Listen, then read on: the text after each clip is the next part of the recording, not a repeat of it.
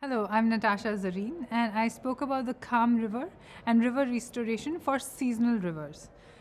The idea is that our seasonal rivers are so badly polluted, are forgotten, their floodplains are unrecognizable, and the problem seems too complex to tackle.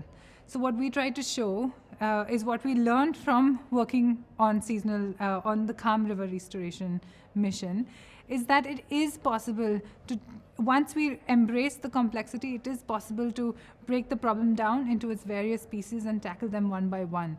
And it's not going to take forever. Within 3 years, we could show sizable impact that has brought more buy-in from various stakeholders, and now we're going to be able to do more of the work along the entire river as well as a neighboring river.